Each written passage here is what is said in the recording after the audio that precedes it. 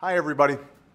Wednesday is Earth Day, a day to appreciate and protect this precious planet we call home.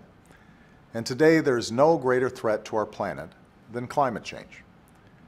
2014 was the planet's warmest year on record.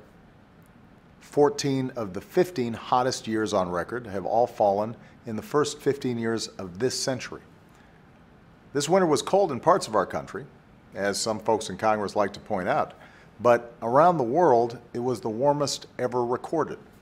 And the fact that the climate is changing has very serious implications for the way we live now. Stronger storms, deeper droughts, longer wildfire seasons. The world's top climate scientists are warning us that a changing climate already affects the air our kids breathe.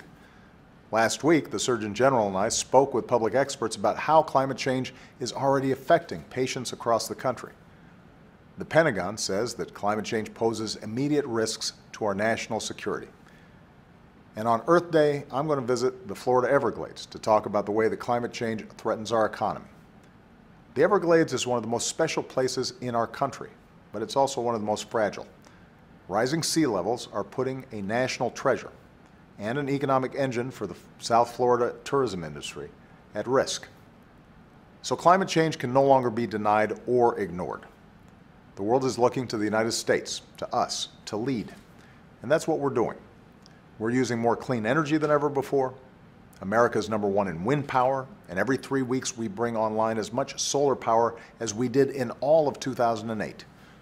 We're taking steps to waste less energy with more fuel-efficient cars that save us money at the pump, and more energy-efficient buildings that save us money on our electricity bills. So thanks in part to these actions, our carbon pollution has fallen by 10% since 2007, even as we've grown our economy and seen the longest streak of private sector job growth on record. We've committed to doubling the pace at which we cut carbon pollution, and China's committed for the first time to limiting their emissions. And because the world's two largest economies came together, there's new hope that with American leadership this year, the world will finally reach an agreement to prevent the worst impacts of climate change before it's too late. This is an issue that's bigger and longer lasting than my presidency.